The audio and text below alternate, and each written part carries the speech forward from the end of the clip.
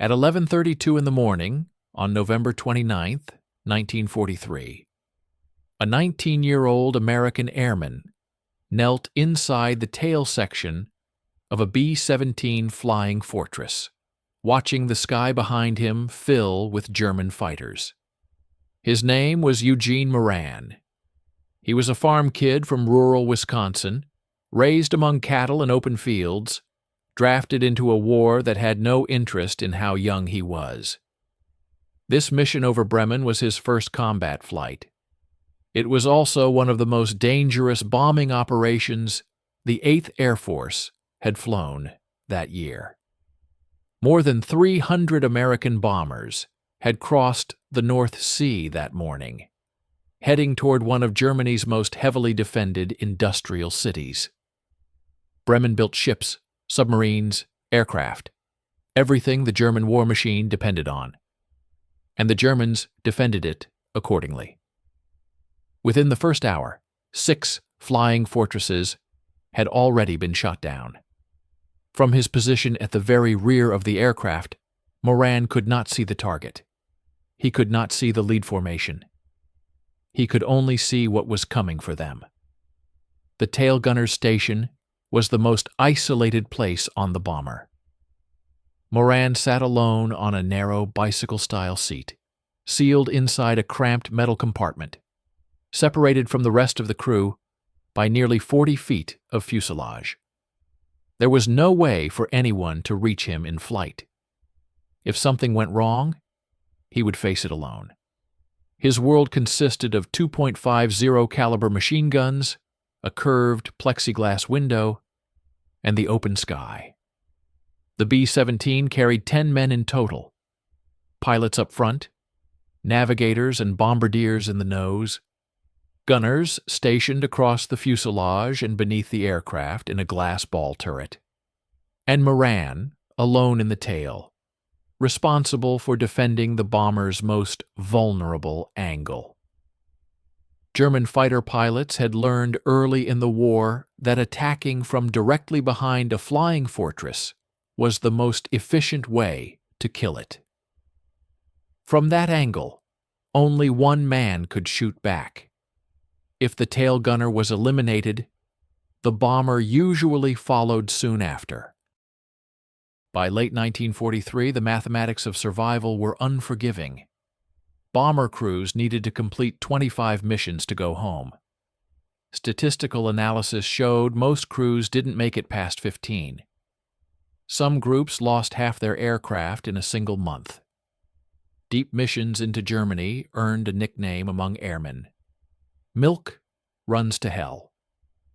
Moran had enlisted the day he turned 18. He had grown up watching airplanes pass overhead, dreaming of flight. The Army Air Forces didn't need pilots as badly as they needed gunners. Young men with steady hands, sharp eyesight, and the ability to keep firing while the world shook around them. Training had taught him how to track fast-moving targets, how to compensate for wind, altitude, and speed.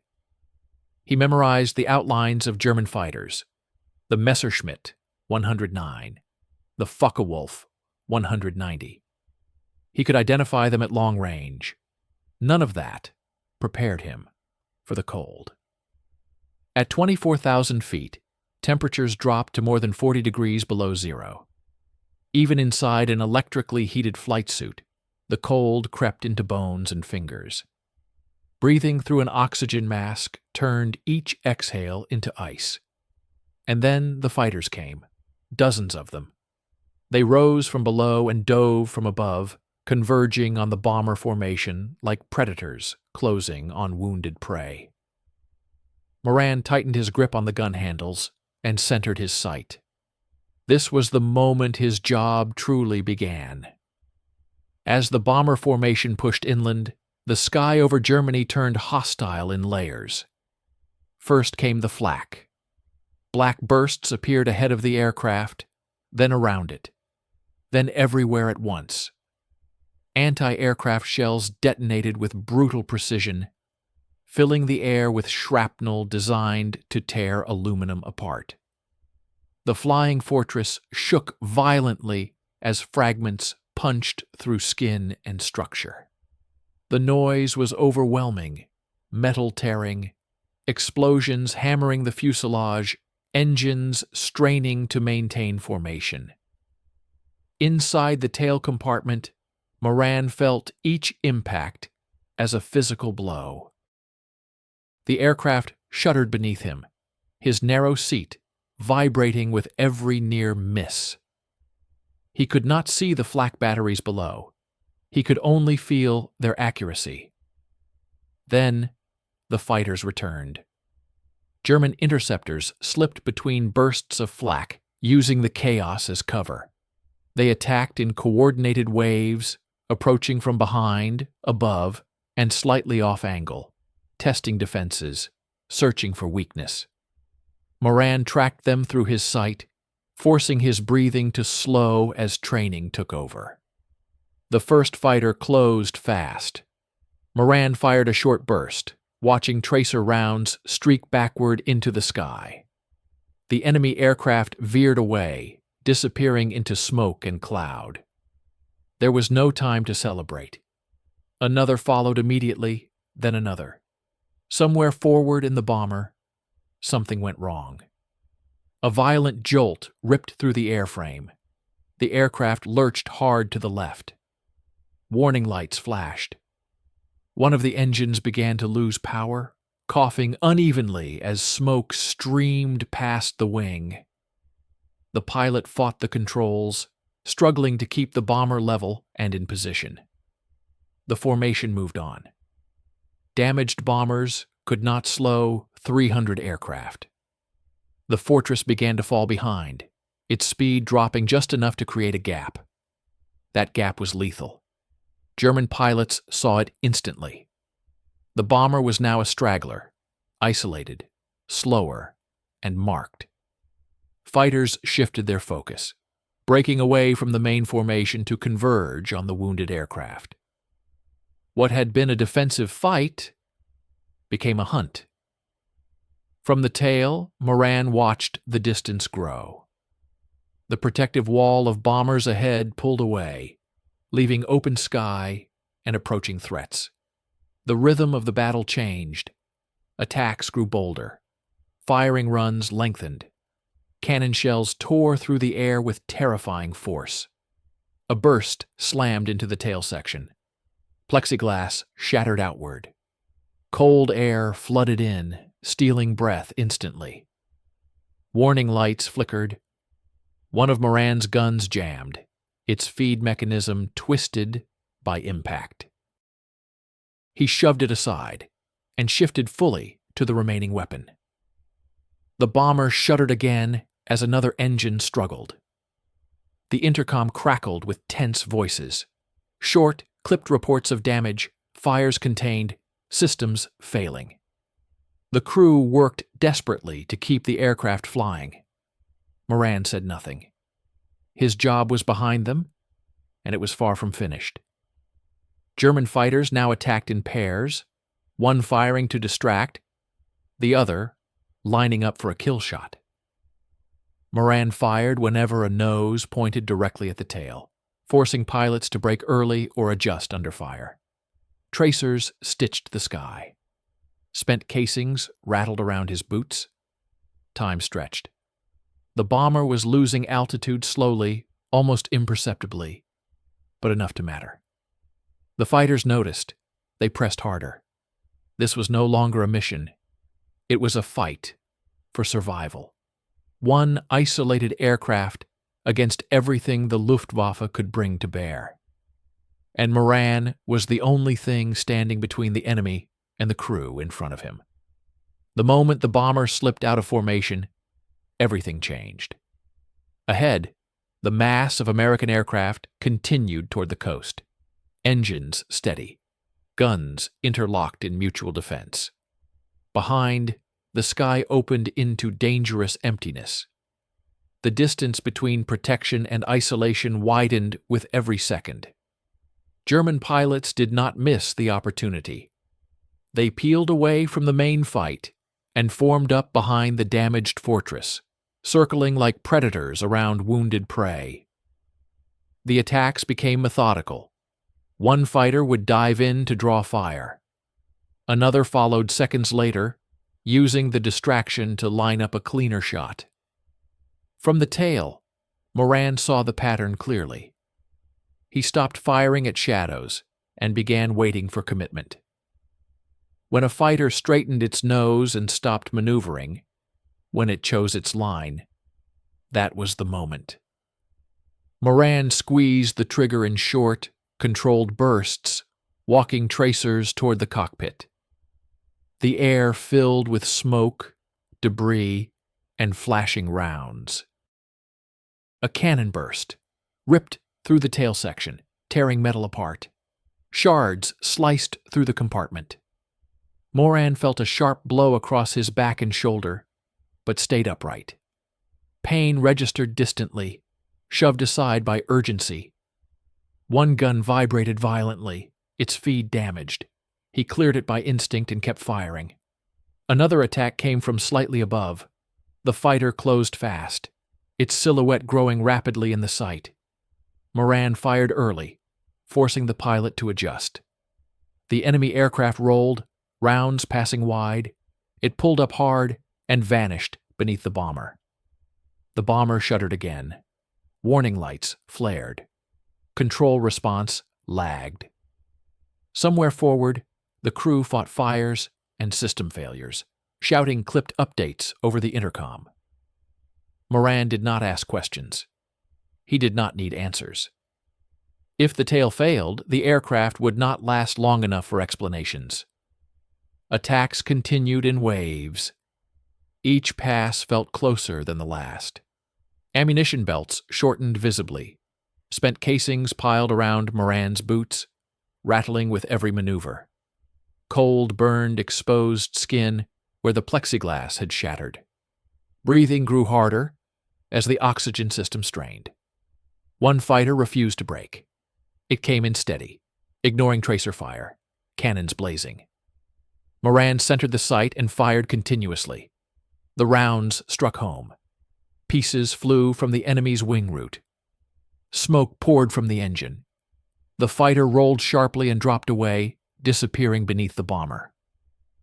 Moran did not follow it. Another was already lining up. The Germans were patient. They knew the bomber was dying. They only needed to keep pressing until something vital gave way. Moran understood this too. His job was not to win. It was to delay, to disrupt, to buy seconds the crew could use to keep the aircraft airborne. Minutes passed like hours. Gradually, the attacks thinned. Fuel and ammunition limited how long fighters could remain engaged. Some broke off to search for easier targets. Others lingered, probing for one final opening. When the bomber finally crossed back over the coastline, the sky behind it was nearly empty. Moran's last belt ran dry moments later. He sat in the shattered tail compartment, exhausted, wounded, and barely aware of the shaking in his hands. The guns were silent now, not because the danger was gone, but because there was nothing left to fire. The aircraft limped westward, scarred but still flying. Against the odds, it had survived. And Moran had held the line alone, long enough for that survival to matter. With the last belt gone, the tail fell silent. Moran felt the absence immediately. The vibration of the guns vanished, replaced by the raw noise of wind tearing through the shattered plexiglass. The sky behind the bomber was no longer something he could control, only something he could watch. German fighters noticed. A pair approached cautiously, probing, expecting the familiar sting of tracers that no longer came. Moran tracked them anyway, moving the dead guns as if they were still alive, keeping the sights steady, forcing doubt where confidence should have been. One fighter pressed in. Without ammunition, Moran did the only thing left. He held his aim. He let the enemy pilot see the guns centered, unblinking. At the last moment, the fighter broke off, pulling away, as if fire might erupt after all. It was a bluff, born of habit and exhaustion. Behind him, the bomber staggered on. The pilot nursed damaged engines. The engineer fought failing systems. The navigator recalculated with shrinking margins. Every second bought by hesitation in the rear became another correction forward. A final attack came from above, brief and angry. Cannon shells passed wide, no follow-up came, fuel was running out. Time was working against the attackers now. When the coastline finally fell behind them and friendly airspace closed in, the sky emptied completely. Only then did Moran allow himself to sit back. Blood had soaked through his flight suit. Cold burned where insulation had failed. His hands trembled uncontrollably, not from fear now, but from release. The fight had ended without ceremony, without a final shot. When the bomber landed, ground crews counted the damage in disbelief. Holes peppered the fuselage. Control surfaces were scarred. The tail section looked as though it had been chewed apart. And yet, the aircraft had come home. The crew climbed out one by one, touching the ground as if to confirm it was real. They looked back at the tail and then at Moran, still half frozen in his compartment, and understood what had kept them alive. He had fired until there was nothing left to fire. Then he had held on anyway. The moment the bomber's wheels touched the runway, the fight finally ended. For Moran, the transition from combat to ground was abrupt and disorienting. The engines wound down. Crew voices rose in volume. Hands unbuckled harnesses. Only then did the pain arrive fully, no longer held back by adrenaline and focus. Medics reached the aircraft almost immediately. They climbed into the tail section and found Moran slumped against the metal frame, his uniform torn, his face pale from blood loss and cold. He was conscious, but barely. When they asked if he could move, he shook his head once and said nothing. They lowered him carefully onto a stretcher. Inside the aid station, the damage became clear. Shrapnel wounds across his back and shoulder. Deep bruising from repeated impacts.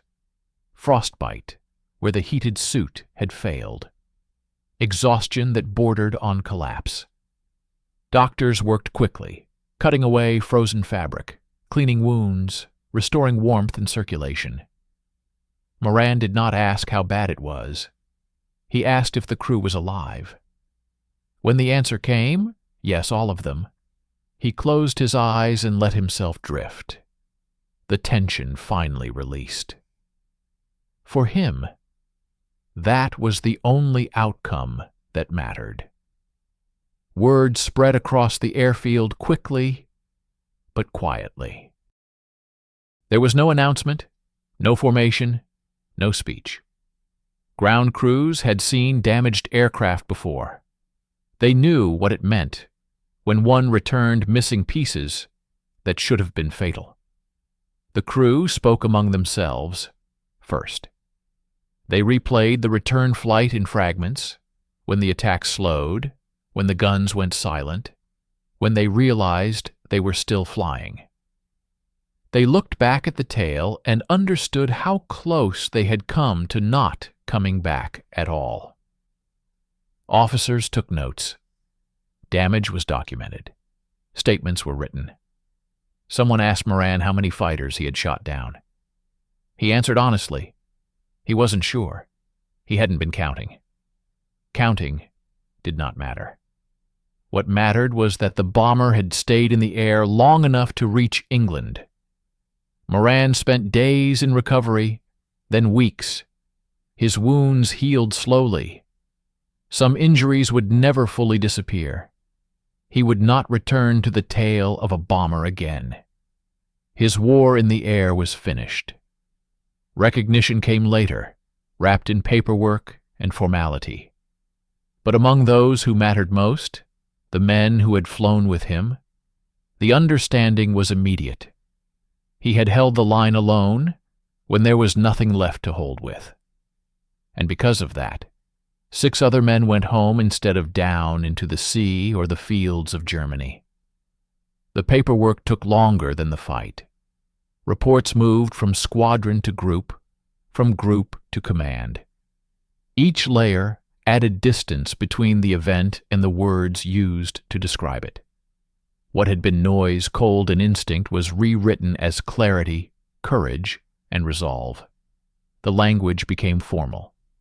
The meaning did not change, but its texture did. The recommendation for the nation's highest award followed. When Moran was told about it, his reaction was muted. He did not argue. He did not protest. He listened, nodded once, and asked a question that surprised the officers in the room. Did everyone make it back? For him, that was the measure.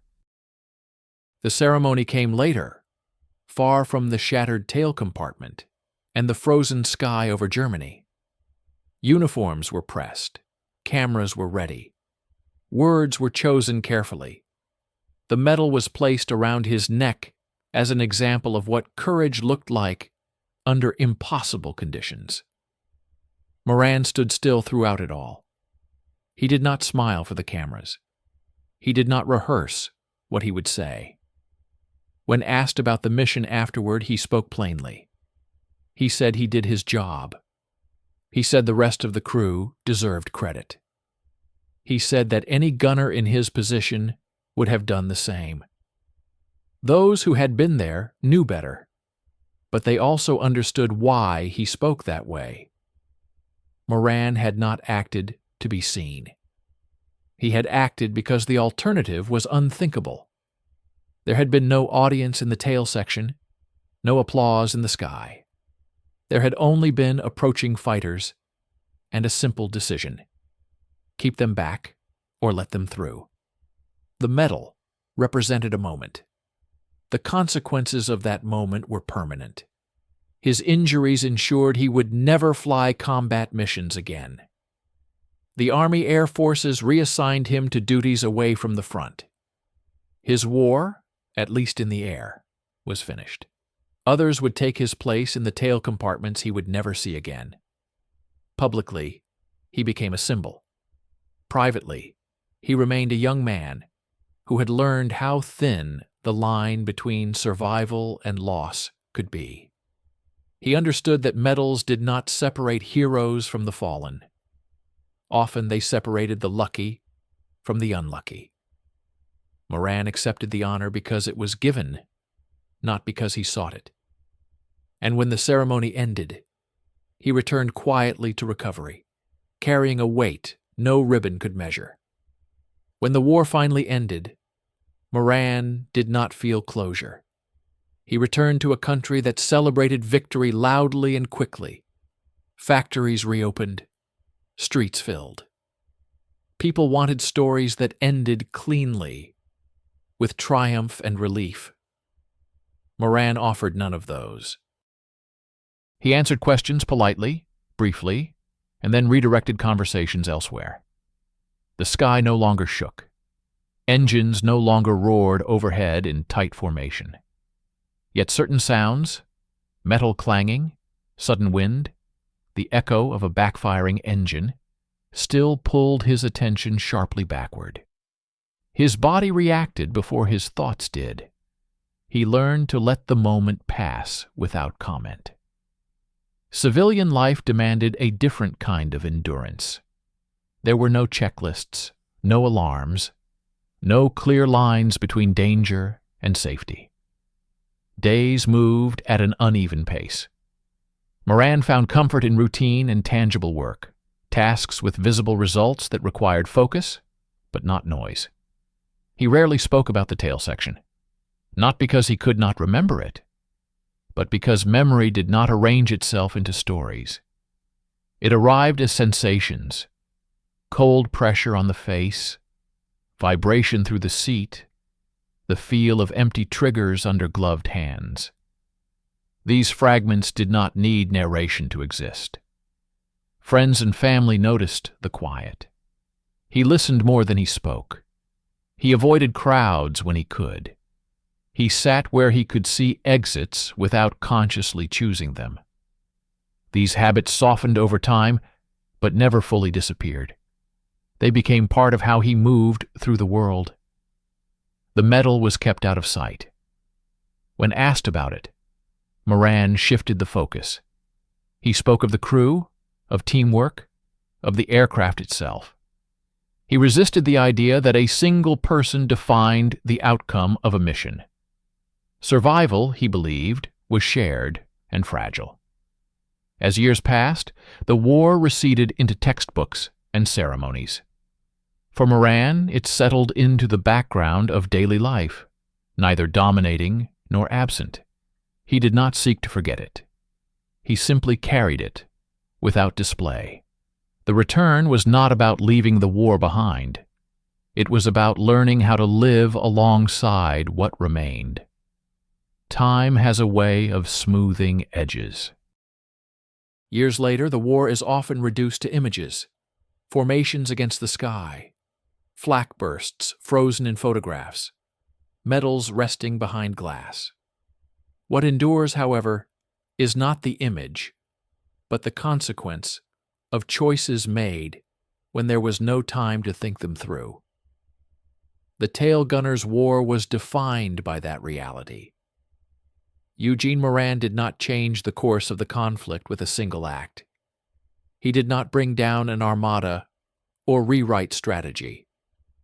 What he did was narrower and more difficult to measure. He refused to let inevitability decide the outcome of one moment. When the bomber fell behind, the math turned brutal. A straggler did not survive long. Fighters knew it. Crews knew it. The only variable left was how much time could be stolen from that certainty. Moran stole time. He did it with early fire, with discipline under pressure, and with refusal to disengage when ammunition ran out. He forced hesitation where confidence should have been. He created doubt where routine had favored the attacker. That doubt, multiplied by seconds, carried the aircraft across the last dangerous miles. Because of that, 6 other men landed on English soil instead of disappearing into smoke and water. This is the part history often compresses. Courage is not always a charge forward or a dramatic last stand. Sometimes it is remaining in place when every indicator says you should already be gone. Sometimes it is holding a position long enough for others to escape the worst outcome. Moran never claimed ownership of the result. He understood how fragile survival was, how often it depended on alignment, timing, and chance. The medal acknowledged the moment, but it did not contain it. The real measure lived in the aftermath, an aircraft repaired, a crew reassigned, lives that continued beyond that day. When the war ended and the noise faded, that continuation became the legacy. Not a tally of victories, not a legend polished by repetition, but a reminder that wars are shaped by individuals who act when systems fail and time collapses. The man at the back of the plane rarely saw the target. He rarely knew the outcome of the mission. He knew only what was coming for them and whether it could be stopped long enough to matter. On that day, over Bremen, it mattered. And because it mattered, the bomber came home.